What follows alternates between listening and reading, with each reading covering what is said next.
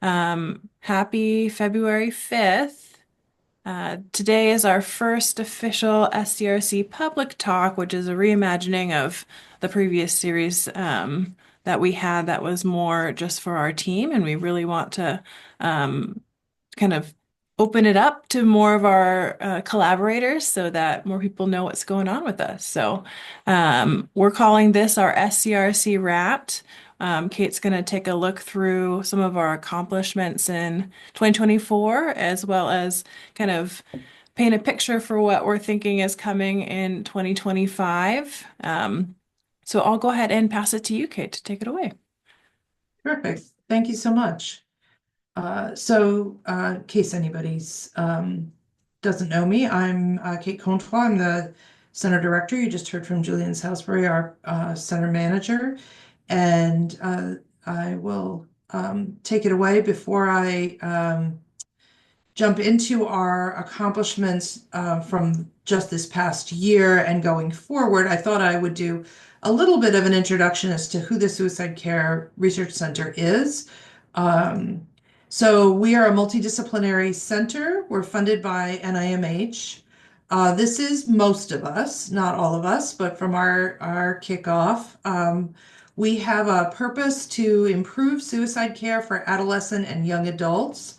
Folks, we tend to use the shorthand AYA, so adolescent and young adult is what we're talking about if we say AYA. And we're looking at a pretty broad range from 13 to 30 years old, so capturing some of the sort of key times when suicide risk is going up in our adolescent population, and also carrying on through some other high-risk populations, such as our young military and veteran folks and perinatal women who are at risk and often in the young adult years.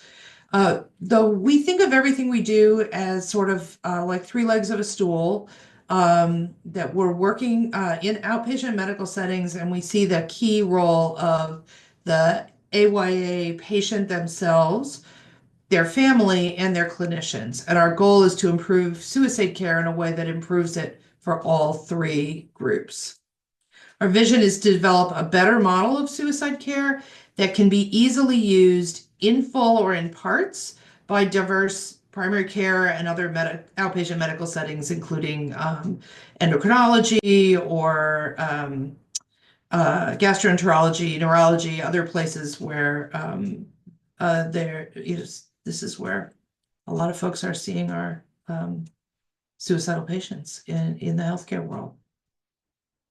The problem that we're really trying to tackle with this center is the recognition that most mental health care in reality is being provided in outpatient medical settings, such as primary care and these other settings, and not in specialty care, not what I've now, somebody who works in primary care has learned to call specialty care. In other words, mental health or addiction services, where a minority of folks are actually making it there.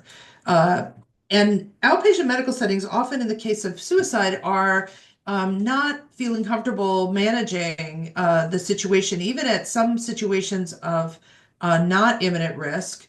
And they often rely on the emergency department.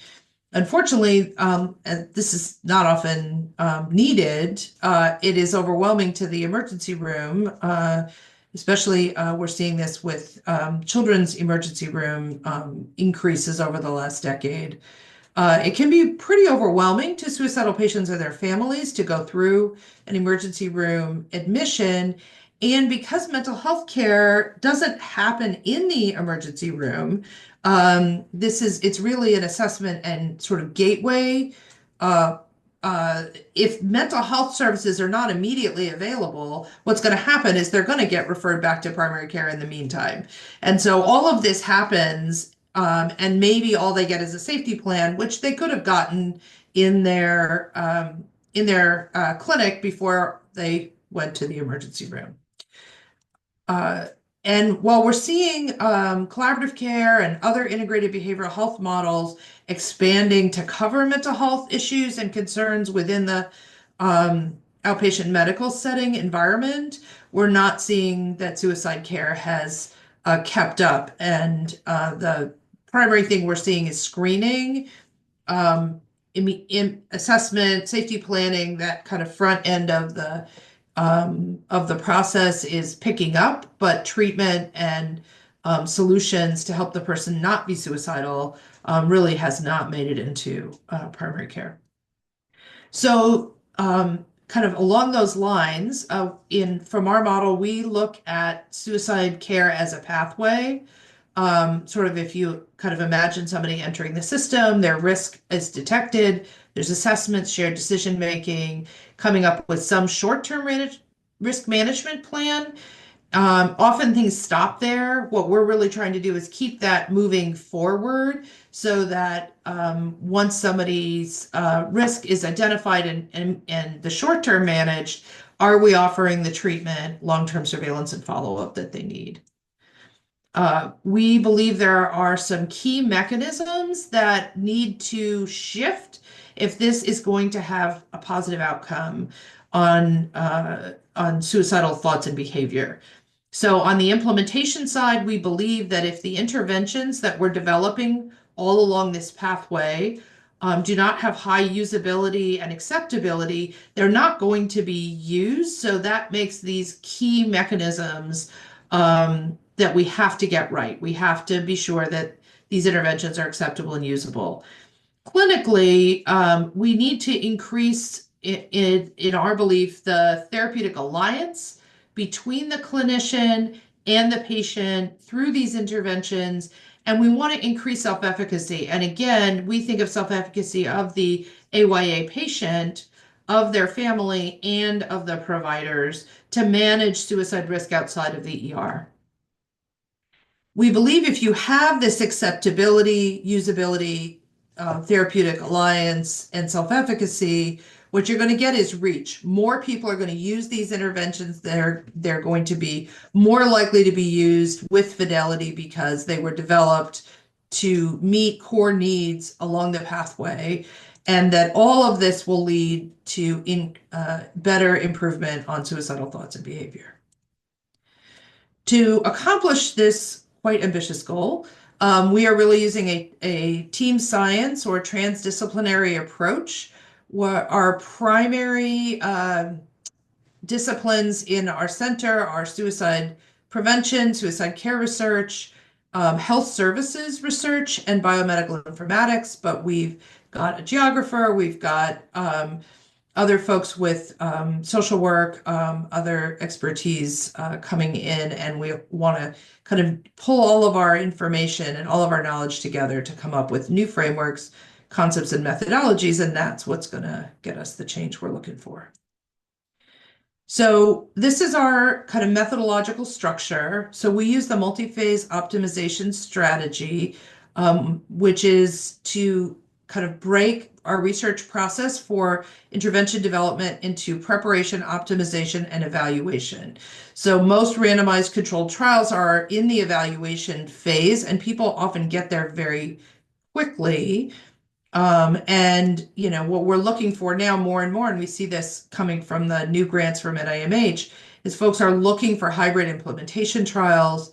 And we're seeing a lot of hybrid implementation trials, and I've spent many years on hybrid implementation trials that don't work because the interventions were too big, too unwieldy, too difficult, unwanted. And for all of these reasons, we don't think you should be jumping into the evaluation phase until you've worked backwards and you know that you have an optimized intervention, only the key elements are included, and that the components that we are including are components that people want. So if we think about what these components are, we're talking about all the different features of the intervention and how it's implemented. So it might be the content, like the modules or skills offer, or whether or not medications are offered. There's also the hows, like is it in-person or telehealth, number of sessions, that's also a component. Reminders, gamification, things to improve compliance of the patients, but also things to improve therapist fidelity, like enhanced training or chat features. all of these are considered components that we're trying to determine and then optimize in our research. So once we have this idea of what components we need to be sure that components are actually what somebody wants. So we've adopted a human-centered design model. We're using the Discover, Design, Build, Test model that was developed by the UW Alacrity Center. So the idea is at the discover phase, we need to understand the points of view of all of the different clinicians, family, and patients, as well as the sort of infrastructure of the system to be able to design and build an effective intervention and to do that with kind of an iterative process that allows us to find out as we're building, are we building something someone wants? And then to be able to build a high fidelity prototype and be able to test it.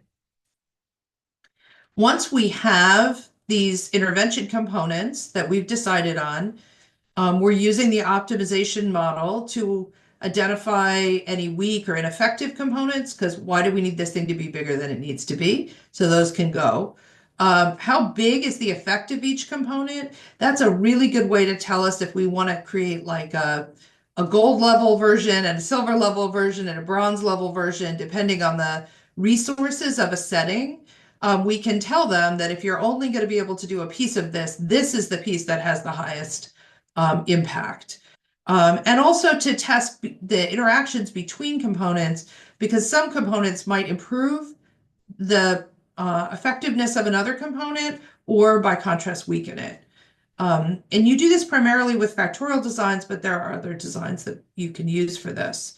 So just to give you an example, the Swift Outpatient Alternatives to Rapid Stabilization, or SOURCE program, is our primary signature project in the center. It was developed by a clinical team at Seattle Children's for clinical purposes, and has been very successful and shown really positive pilot data. It's still working and quite busy all the time. It currently involves 3 clinicians, therapist for the adolescent, therapist for the family member, and a care navigator, working across 4 visits with the adolescent and the caregiver over 1 month. And the question is, do we need all of these elements that you see here, these components, or perhaps we could do something more optimal? So we have a fully powered optimization trial, and you can see these gray components are our common components, and we are examining the independent impact of all our experimental components. And when you do that and you compare all the different options, you end up with a randomized trial of 8 different components. But because of the way it's designed for optimization and not as full evaluation, the analysis and the statistics will allow us to essentially compare the impact of each component independently.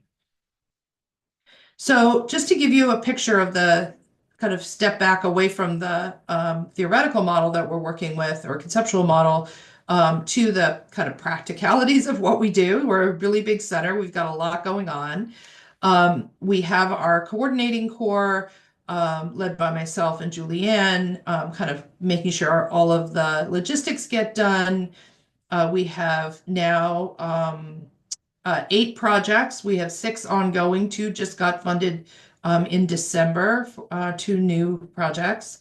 And we have our policy core, which is focused on non-academic mentoring, helping our researchers to kind of contextualize their research into the broader environment, both with folks with lived experience and also folks who are kind of in the policy world, the people who could finance these interventions if they're shown to be effective. And we also have our team science and methods core, which I will tell you more about. So our team science, we are focused on enhancing our pipeline of future suicide care researchers, and those would be researchers who come from suicide care research, who maybe they don't have the technical or clinical trials or health services expertise they need to be able to have an impact in the healthcare environment, or they're folks from other disciplines who don't know enough about suicide care, but who are really invested in suicide prevention. And there are quite a lot of folks like that who we're trying to draw into our center.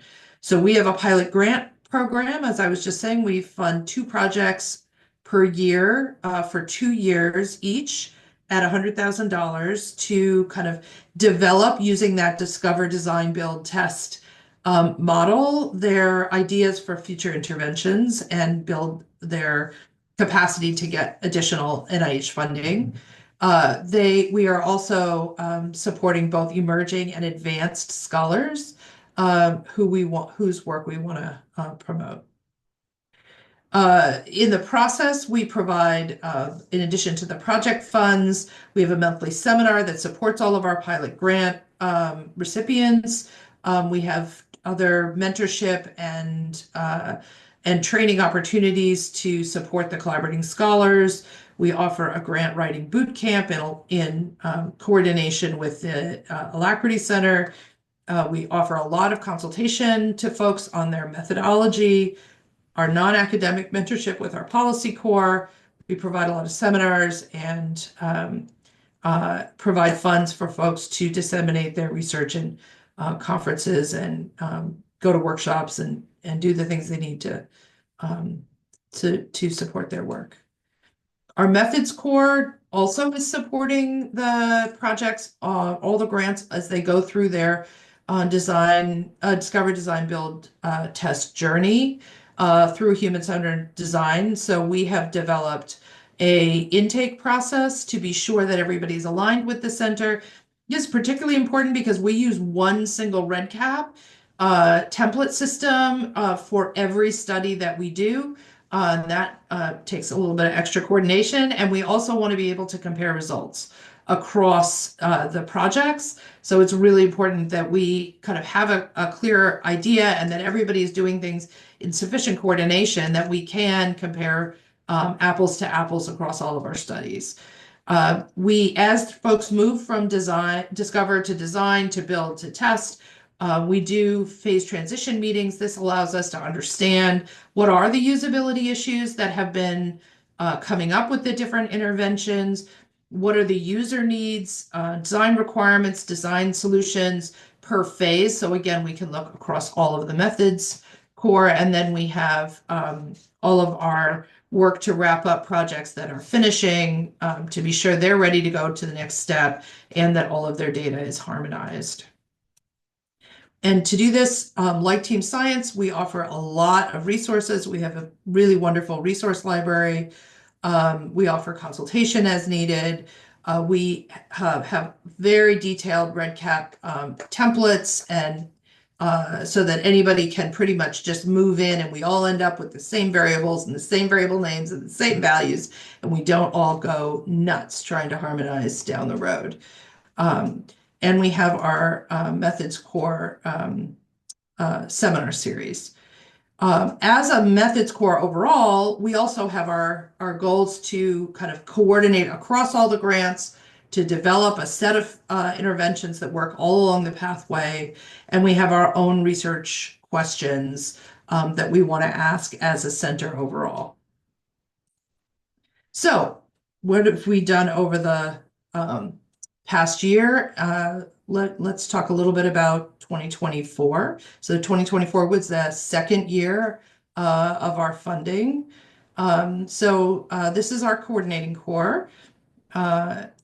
And in 2024, we have done a lot of infrastructure building. We did a huge amount of infrastructure building in 2023 as we were starting, but we're continuing to refine our procedures. We've worked on contracts to make interpretation possible, getting the software we need, all of the different logistical things that need to happen to make things work in a coordinated way across the center. And we really want to facilitate communication between all of the different projects, part of the reason we're doing this today. So we did a kickoff last year. We created a shared lexicon, so we all one of the big issues with team science is we use different words in different ways. So one of our classic ones is in human-centered design, you want to ideate. And in suicide care research, we don't want to ideate. So we're really trying to figure out how to kind of label things in ways where we're talking apples to apples. We have all of our staff have monthly meetings to coordinate, as well as the faculty have meetings to coordinate. We offer ongoing seminars and have convened a steering committee to kind of give us some like we did a SWOT analysis last year to sort of see what we need to be doing. This is our talks from last year. So we did a variety of talks to sort of support the principles and concepts within our center, like team science and positionality. We had our policy core presenting on the 2024 National Suicide Prevention Strategy, and we did a number of reviews of works in progress, and Holly Wilcox came and talked about the EPIC Suicide Prevention Project happening at Johns Hopkins as we think about EPIC integration. We have been working really hard this year to keep engaging our collaborators and our community partners. We are developing connections with different community partners at the university, such as the University of Washington Primary Care Network, but also networks across the Pacific Northwest. We know that all of these small grants, they have to go somewhere, right? We can't kind of just keep developing things here. We want to expand and have people's next grants have different networks, and there's quite a lot of primary care networks out there who are potentially interested in supporting future interventions and intervention studies. We have been participating in conferences and coordinating that. So you can see there's a number of different things that we've done kind of cross other with the other P50s, which are the other suicide care centers like ourselves. And that's been a big focus that really kicked off across all the centers in 24. We've been hosting training. So one of the things we want to do if we're partnering with clinics is to make that a two-way street, that it's not just us coming and asking them, but also that we're offering things that we can do that they are interested in. Suicide prevention is a really challenging area for them. So we've been providing a one-day training on suicide care and healthcare systems. We can do better serving our patients and caring for our clinicians. So we trained over 200 primary care providers, behavioral health clinicians, and others in 2024. And Julianne and I also developed and provided a training on working with emotionally activated people, which included suicidal folks for the UW primary care non-clinical staff. So these are the front desk managers. We actually did have some clinicians crash the party, and we had 200 people show up. So this is really a big concern to them. And again, we want to make sure that we're really being a fair partner and offering as well as, and this is really what they felt was most immediately needed. And we have been developing a mailing list. The team will put that in the chat for you. If you aren't signed up, please do. That's where all of our announcements and upcoming trainings and talks will be posted. So Team Science, what has Team Science been up to this year? We have been supporting 2 pilot grants that got funded at the end of 2023. So they're through their first year of funding. And both of them are focused in the pediatrics space. One is focused more on the youth and parents and adapting a digital tool to improve their interaction.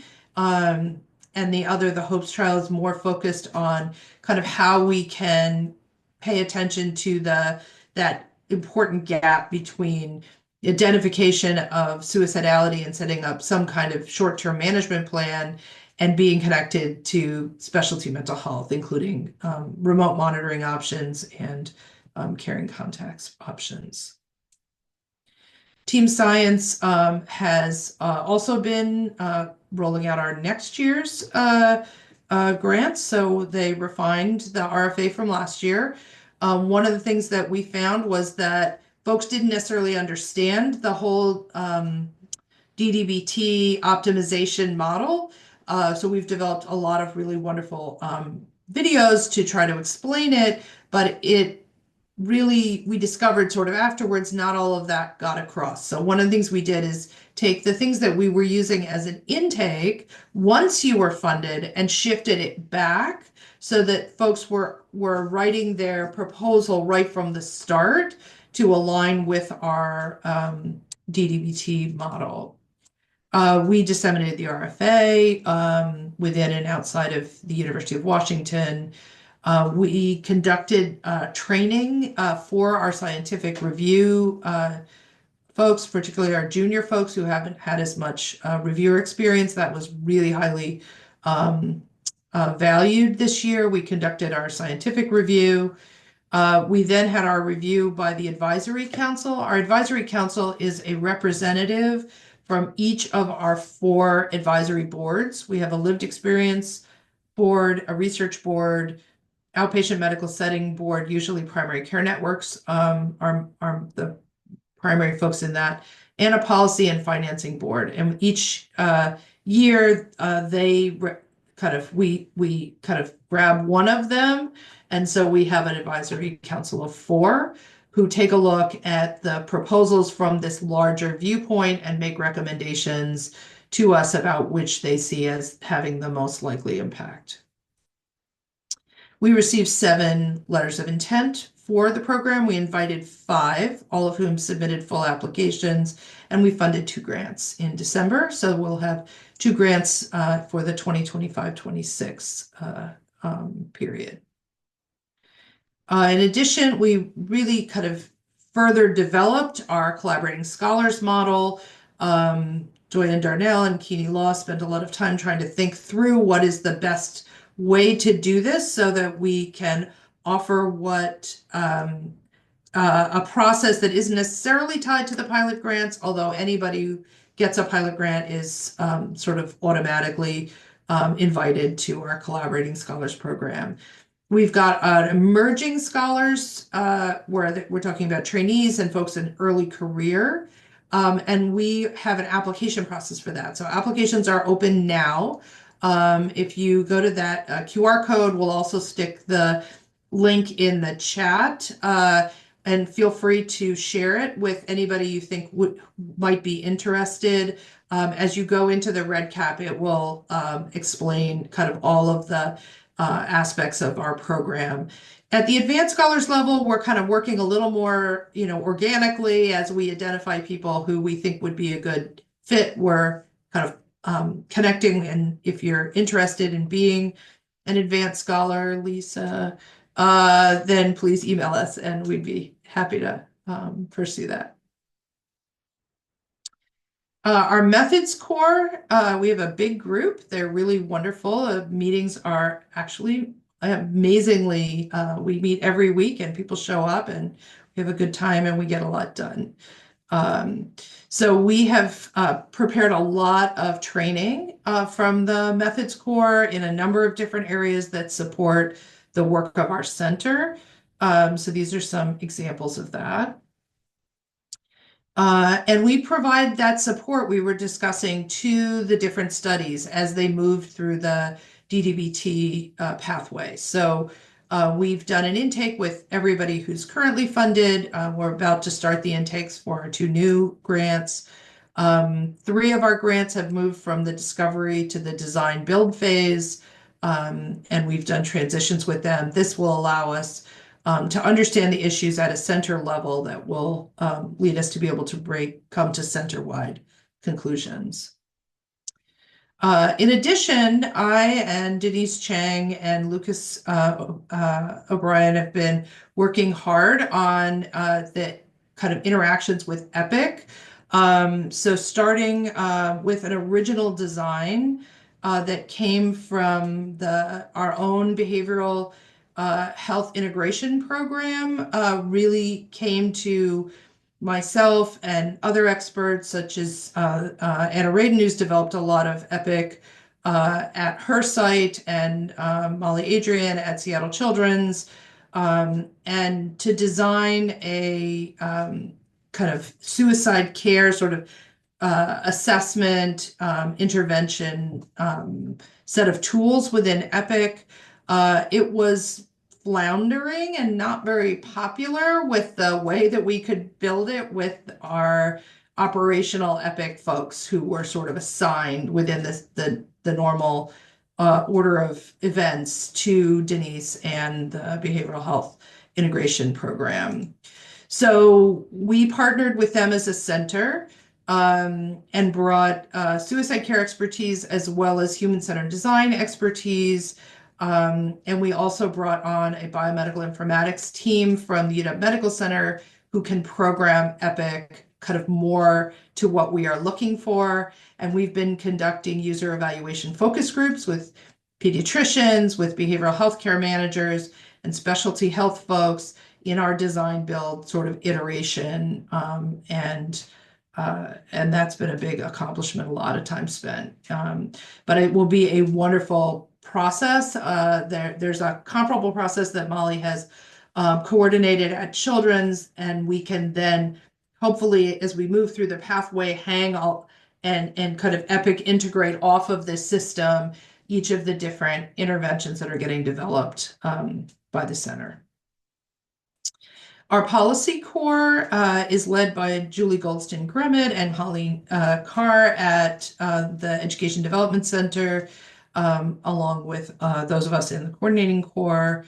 And we've had several accomplishments this year. We've conducted seminars really trying to kind of help our researchers to understand more about the larger policy and practice world in which their interventions are going to go. So we're bound to determine that we're not creating a bunch of interventions that are going to be sitting in a journal or on a public, somebody's shelf. We really want to get these into action. So we've been providing a lot of training to our researchers around that. We have established what we call our contextualizing panels. These are the panels to kind of help us put our research in the larger context. So we have two panels, one of folks with lived experience, including adolescent and young adult participants on that panel. And we have a policy financing healthcare network panel. The plan is to meet 3 times a year and review 2 interventions. So we'll have one intervention reviewed by one group and the other by the other group, and halfway through we'll switch so that the researchers will get input from both groups in the same meeting. We had 10 panelists who were invited. They all accepted. We had our kickoff. It was really terrific. They were really invested. We had a really good showing from all of our different multiple people representing each research study. So I think this will be really great. So we have that coming up for 2025 is our next meetings.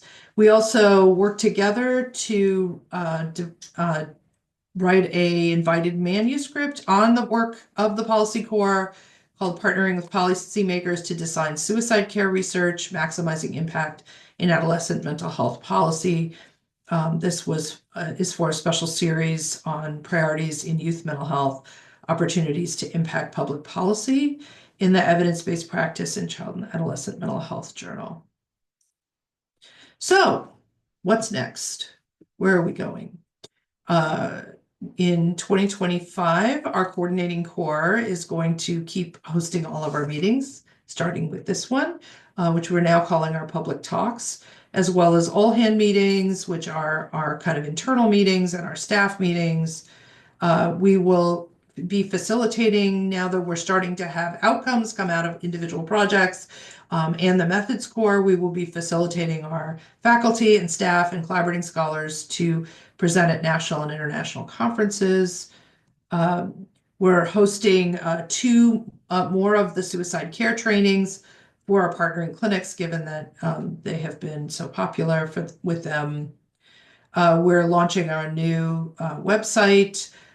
We will be having our advisory board meetings. We are looking for two AYAs to fill seats on our lived experience advisory board.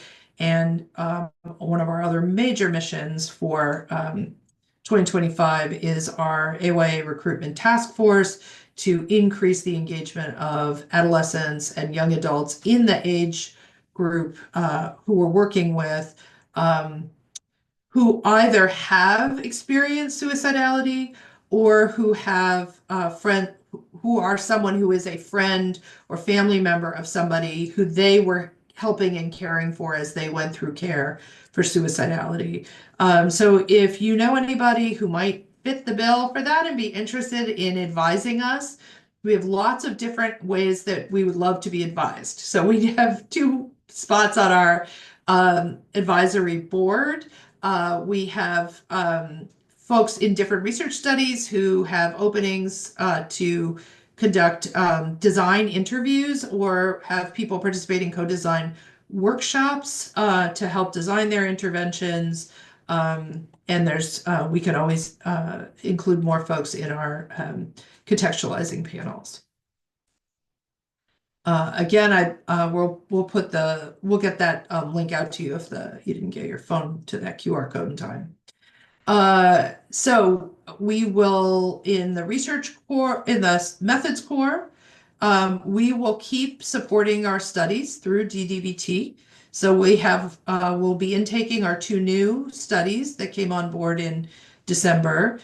And we are expecting that many of our folks will be moving from that design build phase to the test phase. So the test phase is when they're moving into a pilot trial.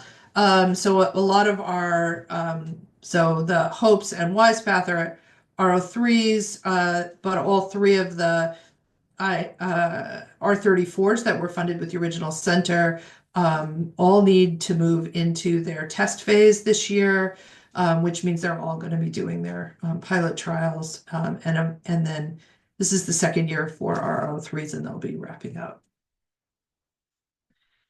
In terms of our products, when we think center-wide, the method score has identified five main products that the method score is invested in for 2025. So on the data side, we are looking to be able to kind of document and write a manuscript related to our youth-specific clinical health services directions that we've developed.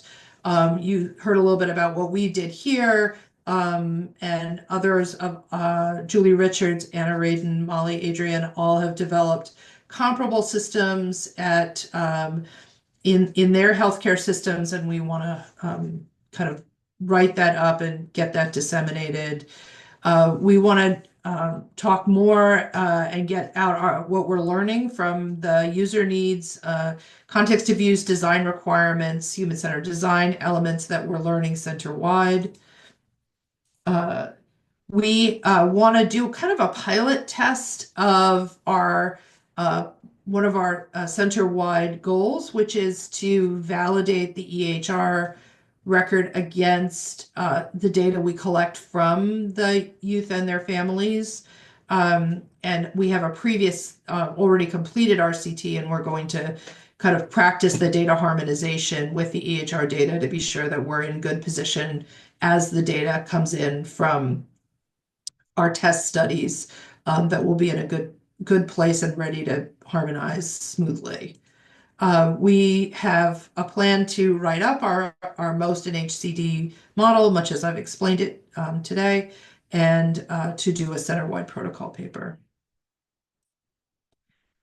We will continue to support data collection through the DDBT, but also in the test phase. We are going to this year sort of finish all of our SOP for how we are getting data from Epic through our health systems, and do an initial download of SCRC data and start harmonizing that. We are going to be collecting long-term follow-up data for anybody in our test phase across all of our grants at year 4 and year 5. So we've got to finalize our year 4 strategy so year 4 doesn't get here before we're ready. And we've been deep into translation of our research method measures into Spanish, Vietnamese, and Chinese. That will be finishing and integrated into REDCap for all of our online data collection. Our Epic integration process is expected to deploy in April of 2025. It will be made available within the UW Medicine Epic system technically to anybody who wants to try it, but our focus is going to be on building training and workflows with particular pediatric pilot clinics who are really invested and who've been users in a lot of our focus groups and really trying to focus there before we kind of expand enterprise-wide. In addition, Denise Chang, who among a number of us has been involved in meetings with Epic at the national level, at the company level, has been asked to present this model to them in, I don't know, sometime in the next month or so.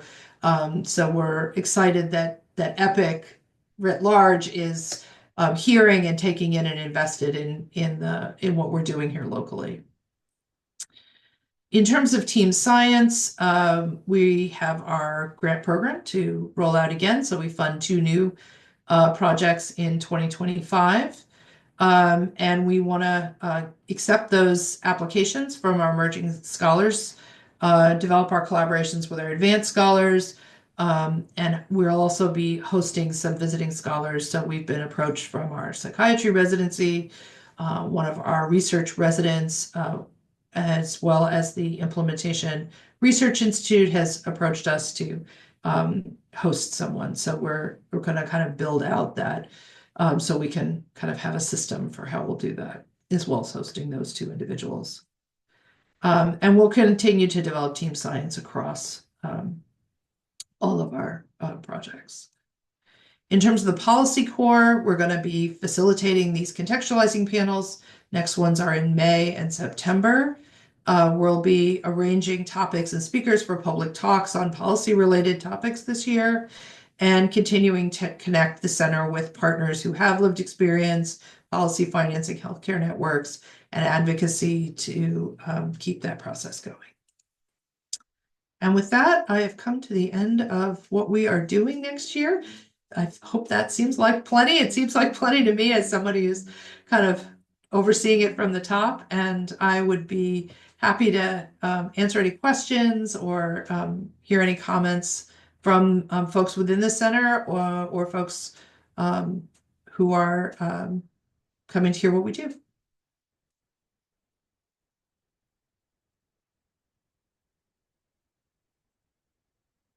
I'll take the slides down so we can talk more as a group.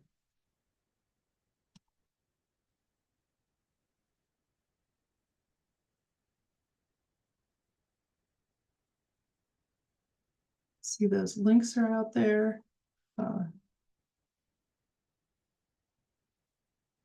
Thank you. I appreciate the positive feedback. It's really has been right from the start of writing the grant proposal all the way through until today. Center has been an amazing joy. Really wonderful people working together and prioritizing fun, which I think has helped us all. If there are no other comments, then I think we should just go ahead and stop 10 minutes early, and I will give people some time back if I stop talking, and hope to see you all at a future presentation. Julie